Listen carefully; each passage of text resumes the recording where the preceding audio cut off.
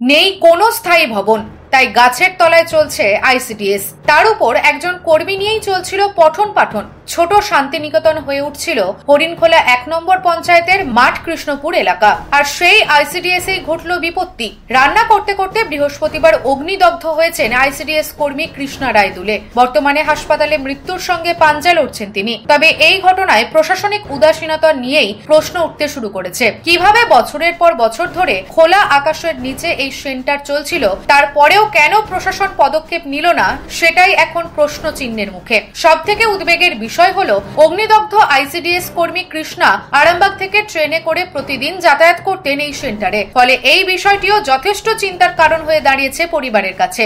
সেন্টারে হেল্পার নেই, আর লোকের গোয়াল ঘরে সেন্টার হয়। রান্না হয়েছে, একটা তিরপল খাটিয়ে দিয়েছে প্রধান, তিরপল খাটানো রান্না হয়েছে। এবারে যে রান্না করে সে হাঁড়িটা মাজতে গেছে। আমি বাচ্চা পড়াচ্ছিলাম, একজন এসে বলছে দিদিমণি আমাকে খাবারটা একটু দিয়ে দেবে। যে আমি খাবারটা দিতে গেছি, আর কিভাবে যে ওই মানে পেছন দিকের আঁচলটা হচ্ছে যে উনুনে পড়ে গেছে আমি বুঝতেই পারিনি। যখন পুরোটা ধরে গেছি তখন দেখছি দাও দাও করে জ্বলছে পেছনটা, আমি তখন বুঝতে পেরেছি। তারপর সবাই ছুটে এসেছে, জল টল দিয়েছে, ট্রেনে তুলে দিয়ে গেছে। তারপর আমি বাড়ি এসে ছেলে আবার এখানে ভর্তি করেছে। প্রধান কিছু টাকা দেয়, আমি কিছু টাকা দিই, দিয়ে একজনকে রাখা হয়েছে, সেই রান্না করে। আর হেল্পার নেই, অনেক দিন হলো হেল্পার নাই।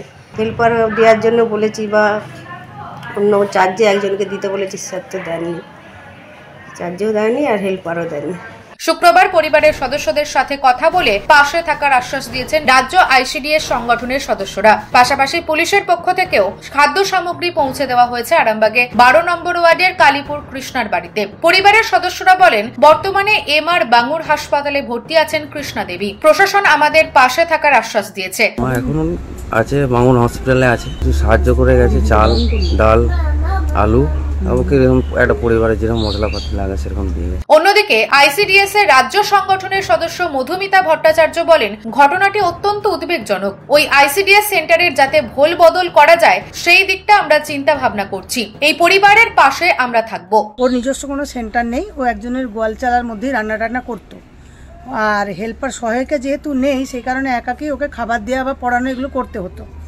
তো সেই করতে করতে ও যখন খাবার দেয় তখন ওর আঁচলটা কোনোভাবে, আমাদের যেহেতু জ্বালানিতে রান্না হয়, কোনোভাবে আঁচলটা ধরে গেছিলো। ও সেটা অনুভব করতে পারেনি, ও পুরো লোয়ার পোর্শনটা পুড়ে গেছে।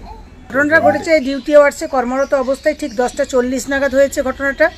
তারপর ট্রেনে করে এসে তারপর হসপিটালে ভর্তি করা হয়েছে। তখন 11:30 উনি তকিপুরে করেন, এবং ওই পুরো অবস্থায় উনি ট্রেনে এসে হসপিটালে উনি ভর্তি হয়েছেন এলাকার লোকের সহযোগিতায়। অন্যদিকে আরামবাগ পুরসভার কাউন্সিলর স্বপন নন্দী বলেন, এই ঘটনা জানার পরেই আমরা আইসিডিএস কর্মীকে হাসপাতালে ভর্তি করার ব্যবস্থা করি। ওনার অবস্থা আশঙ্কাজনক হওয়ায় কলকাতায় স্থানান্তরিত করা হয়েছে। পরিবারের সাথে সর্বদা যোগাযোগ রাখা হচ্ছে।